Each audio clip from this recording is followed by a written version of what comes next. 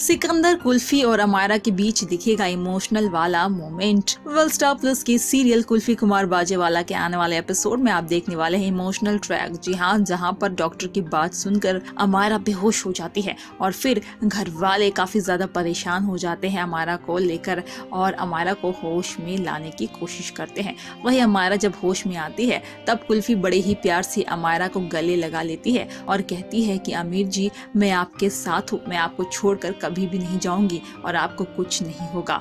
इस तरह दोनों बहनों के बीच इमोशनल वाली बॉन्डिंग देखने को मिलती है।